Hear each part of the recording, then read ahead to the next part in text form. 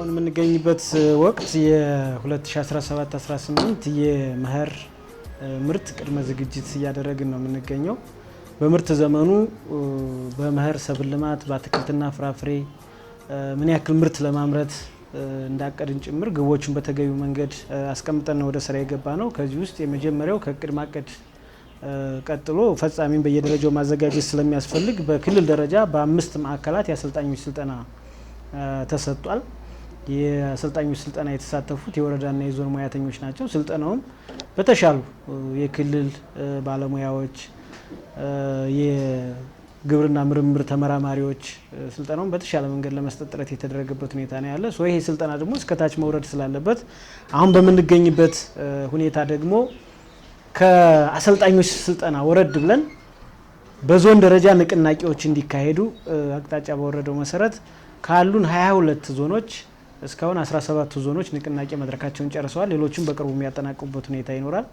ጎን ለጎን ከዚሁ ጋር በተያያዘ ደግሞ በቀበሌ ደረጃ ስራውን በዋናነት የሚፈጽሙት አካላት መሰልጠን ስላለባቸው ባለፈው ዓመትም ሚስ ያደረግነው በበጀትም በተለያየ ምክንያትም ይሄን የነበረው በዚህ ዓመት ግን የቢሮ ኃላፊውም ጭምር የቢሮ ማኔጅመንት በጣም ልዩ ትኩረት በመስጠት ከተለያዩ ፕሮጀክቶች ገንዘብ በማፈላለግ በጣም በርካታ ገንዘብ የወጣበት የቀበሌ ሙያተኞች ሁሉም የቀበሌ ሙያተኞች የቀበሌ ጽሕፈት ቤት ኃላፊ፣ የሰብል ልማት፣ ተፈጥሮ ሀብት፣ እንስሳት እርባታ፣ ህብረት ስራ፣ መስኖ ልማት ሁሉም ሙያተኞች የሚሳተፉበት ኒርሊ ወደ 15336 የቀበሌ ሙያተኞች የሚሳተፉበት የፓኬጅ ስልጠና በወረዳ ደረጃ ይሰጣል። ሁሉም 174 ወረዳዎች ስልጠናውን ይሰጣሉ።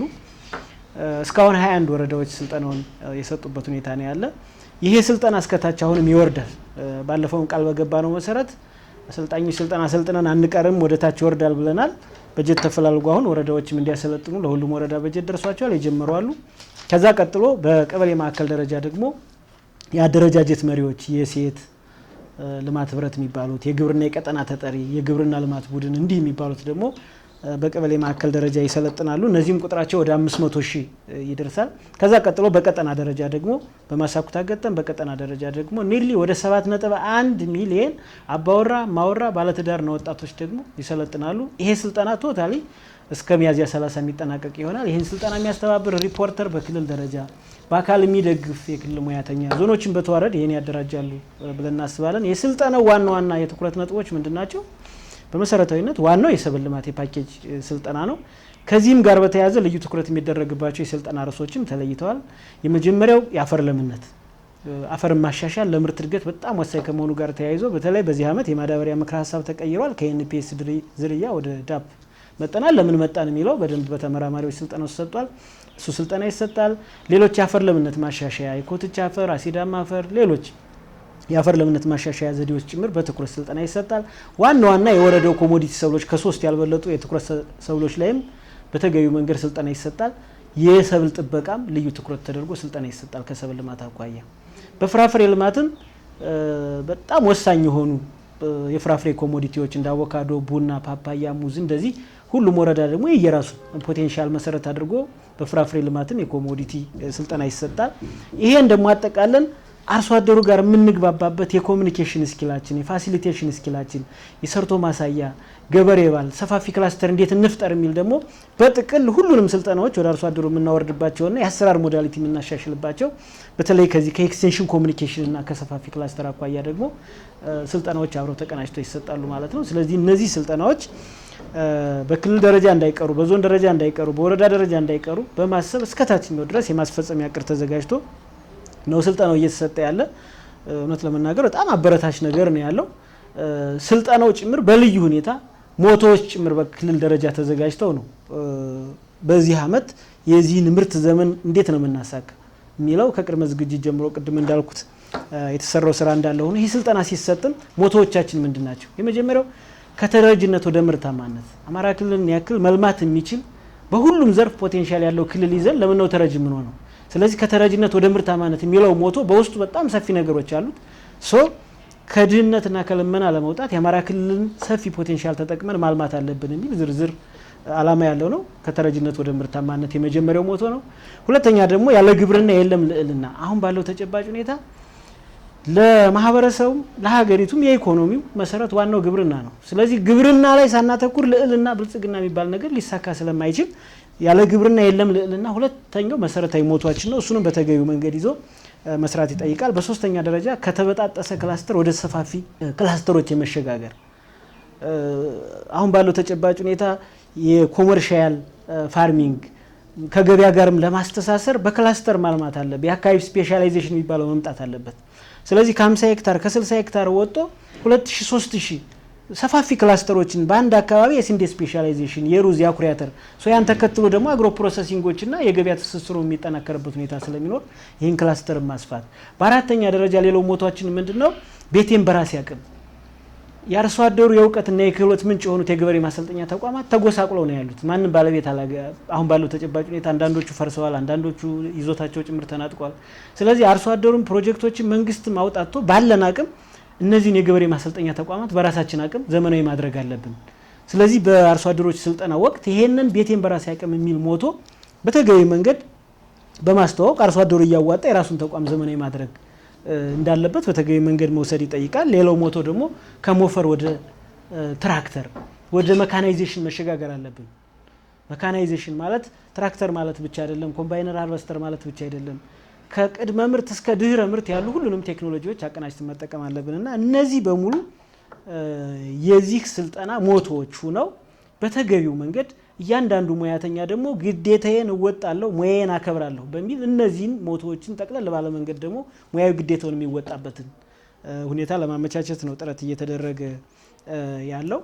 በተለይ የቀበሌ ስልጠናዎች በሚሰጡበት ጊዜ ደግሞ የስልጠናው ውጤታማነት የሚለካው የቀረበው ማዳበሪያ ሙሉ በሙሉ አርሶ አደሮች በተመሳሳይ ወቅት ማሰራጨት ሲችሉ፣ የቀረበው ኖራ ማሰራጨት ሲችሉ፣ አሁን ወደ ዘር በመንገባባቸው የበቆሎ ማሽላ፣ ሌሎች ቀድመው የሚዘሩ ሰብሎች ላይ ደግሞ ሙሉ ፓኬጅን ተጠቅመው መስራት ሲቻል ስለሆነ የስልጠናዎች ውጤታማነት የሚለካው ቀደም እንዳልኩት ግብዓቱን ቴክኖሎጂውን በማሰራጨት የተለያዩ የሜካናይዜሽን ፍላጎት በመፍጠር ቀድመን ወደ ዘር ስራ በመንገባባቸው ደግሞ የሙሉ ፓኬጅ አሰራርን በመተግበር ይሆናል ማለት ነው። በዝርዝር ስፔሻሊ የዚህ አመት ምርት ለማሳካት 11 ዋና ቁልፍ ተግባር ተብሎ የተቀመጡ አሉ። እነሱም በዝርዝር ስላሉ ከወረደው ሰነድ ላይ እነሱንም ማሳካት ይጠይቃልና ይህን ታሳቢ በማድረግ ተቀናጅተን የአትክልትና ፍራፍሬ ዳይሬክተር፣ የሰብል ልማት ዳይሬክተር፣ ኤክስቴንሽን እንደ ዳይሬክተር ከፍ ሲል ደግሞ በቢሮ ኃላፊውና ምክትል ቢሮ ኃላፊውም ጭምር በየቀኑ እየተገመገመ ነው ይሄ ተግባር እየተመራ ያለ።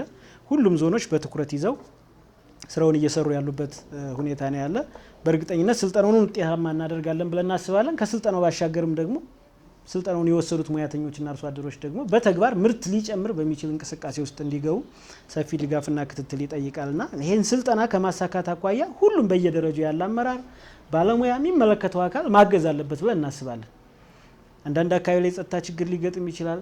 ግን ደግሞ ካላመረትን ማህበረሰባችን መቀለብ ስለማንችል ሁሉም አካል የግብርና ምርት ስራ እንዳይስተጓጎል መደገፍ፣ ማገዝ፣ ምቹ ሁኔታ መፍጠር ያለበት ይመስለኛልና ከዚህ አኳያ ስልጠናው እንዳይስተጓጎል፣ የግብዓት አቅርቦትና ስርጭት ስራው እንዳይስተጓጎል፣ አጠቃላይ የኤክስቴንሽን አገልግሎቱ እንዳይቋረጥ ሁሉም የሚችለውን እገዛ እንዲያደርግ በዚሁ ጥሪ ማስተላለፍ ፈልጋለሁ ማለት ነው። እውነት ነው። የኤክስቴንሽን አገልግሎቱን ተደራሽነቱን፣ ጥራቱን ለመጨመር የኤክስቴንሽን ሰርቪስ አገልግሎት የሚሰጠውን ባለሙያ ጥያቄ መመለስ ያስፈልጋል። ምንም ጥያቄ የለውም። ሙያተኞች የሚያነሷቸው ጥያቄዎች ብዙዎቹ ትክክል ናቸው። ያ ሁሉም ጥያቄዎች በአንድ ጀንበር ላይ መለሱ ይችላሉ። ግን ደግሞ ቢሮ ትግል አድርጎ በአጭር ጊዜ መፈታት ያለባቸው፣ በረጅም ጊዜ መፈታት ያለባቸው በሚል በትኩረት ጥያቄዎችን ይዟል። አንዳንዶቹ ጥያቄዎች ቀድሞ መፈታት እያለባቸው ያልተፈቱ በመሆናቸው ብዙዎቹ ሙያተኞች እያማረሩ ያሉ ጥያቄዎች አሉ። እውነት ለመናገር እሱን በተገቢ መንገድ እኛ መውሰድ ይጠበቅብናል። ግን አሁን ባለው ተጨባጭ ሁኔታ ከቢሮ ኃላፊ ጀምሮ ይህን የሚያስተባብረው ዳይሬክቶሬትን በእኛ ደረጃም ጭምር ኢቭን ሌሎች አጋር ተቋማትንም ጭምር አቀናጅተን የልማት ጣቢያ ሰራተኞች ጥያቄዎች እንዲመለሱ በጣም ትኩረት ተሰጥቶ እየተሰራ ያለበት አመት ማለት ዘንድሮ ነው። እያንዳንዱን ቆጥሮ ማስረዳት ይቻላል። ዞሮ ዞሮ ዋና ዋናዎችን ለማንሳት ያክል ለምሳሌ ከትምህርት እድል ጋር የተያያዘውን ብንወስድ ተቋርጦ ነው የቆየው የሌብልም የዲግሪ። ስለዚህ የሌብል ትምህርት ከፌዴራል ጋር በመነጋገር ኒርሊ ወደ 900 ሰው አሁን ኮምቦልቻ ገብቶ እየተማረ ያለበት ሁኔታ ነው ያለ። ቀጣይም ሌብልቱ ይቀጥላል። ከዚሁ ጋር በተያያዘ ትምህርት እድል ያላገኙት ደግሞ ትምህርት እድል እስኪያገኙ በደሞዝ መጎዳት ስለሌለባቸው ተጨማሪ አማራጮች ከሲኦሲ ሴንተሩ ጋር በመነጋገር በያሉበት አካባቢ የብቃት ማረጋገጫ ፈተናውን ወስደው በብቃት ማረጋገጫው ብቻ የደሞዝ ጭማሪ የሚያገኙበትን ኬር ተጠቃሚ የሚሆንበትን ለማመቻቸት ጭምር አሁን ኦሬዲ እሱን ጨርሰናል ከሲኦሲ ሴንተሩ ጋር እሱም ወደታች ይወርዳል። ኢቭን ተቋርጦ የነበረው የዲግሪ ትምህርት የሚድ ካሪየር ትምህርትም እንዲጀመር ከወሎ ከጎንደርና ከባህር ዳር ዩኒቨርሲቲ ጋር እየሰራን ነው። እሱም ቢሮው ሲቪል ሰርቪስ ኮሚሽንም ይዞታል። በክልል ርዕሰ መስተዳድር ደረጃም ተይዞ አቅጣጫ ተሰጥቶበታል። እሱ የሚቀጥልበት ሁኔታ ይኖራል። ሌሎች ወደ ማስተር እንማር እንዲህ የሚሉ አሉ። ጥያቄው አዳጊ ነው፣ ችግር የለውም። ግን ሞር ታች ካለው ከሌቭል2 ጀምረን ከስሪው ጀምረን ወደ ላይ ያለውን ጥያቄም እየመለስን እንሄዳለን እና ከዚህ ጋር በተያያዘ ብዙ የተሰሩ ስራዎች አሉ። በሁለተኛ ደረጃ ከጥቅማ ጥቅም ጋር በተያያዙ የሚነሱትን ነገሮች ለምሳሌ ደንብ ልብስ አንዱ ከጥቅማ ጥቅም ጋር የሚነሳ ነው። ሲቪል ሰርቪስ አጥንቶ ጨርሷል። በርዕሰ መስተዳድር እንደተጸደቀ ወደ ታች ይወርዳል። አንዱ መሰረታዊ ጥያቄ ነው። አሁን ያለው የደንብ ልብስ የተቀመጠው ዋጋ ጥራት ያለው የደንብ ልብስ መግዛት አይችልም። እንዲህ የሚሉ በጣም በርካታ ጥያቄዎች አሉ። እሱ ተጠንቶ ቀርቧል። ምላሽ ይሰጥበታል። የሌለው ሰራተኛ ምላሽ ሲሰጥ ሌሎች የካሪየር ስትራክቸርን በሚመለከት ከጄጅ ማስተካከያ ጋር በሚመለከት የተፈጠሩ ችግሮችን ያው ከአጭር ጊዜ አኳያ የሚፈቱ ስላልሆነ በፌዴራል ደረጃ ምላሽ እንዲሰጣቸው ጥያቄዎችን ወደ ላይ ለማስተላለፍ ጥረት እያደረግንበት ያለበት ሁኔታ ነው ያለ። በጥቅሉ ከዚህ ጋር በተያያዘ የሚነሱትን ጥያቄዎች እውነት ለመናገር በቀጣይም ሰፊ ማብራሪያ የምንሰጥበት ሁኔታ ይኖራል እንጂ አንድ ባንድ ኒርሊ እስካሁን በያዝ ነው እንኳን ከዞንም በተሰበሰበ በተለያየ መድረክን በሰበሰብናቸው ወደ 31 ጥያቄዎችን ይዘን ደረጃ አውጥተን የትኛውን ማን ተቋም ይፈታል፣ መቼ ይፈታል፣ እንዴት ይፈታል የሚለውን ጭምር በትኩረት ይዘን እየሰራን እንደሆነና በትዕግስት እንዲጠብቁን ጥያቄዎቹም ትክክል እንደሆኑ ቢሮውም እንደያዛቸው በዛ ልክ በተገቢው መንገድ መነጋገርና መግባባት የሚጠይቅ ይመስለኛል። አንዳንዶቹ ረጅም ጊዜ የመጡ ጥያቄዎች ስለሆኑ ተስፋ የመቁረጥ አይፈታም ብሎ እንደዛ የመጠበቅ እንዲህ አይነት ነገሮች አሉ። ዞሮ ግን በተቻለ መጠን በየደረጃው እየፈታን እንደምንሄድ ታሳቢ ይደረግ ጥሩ ነው።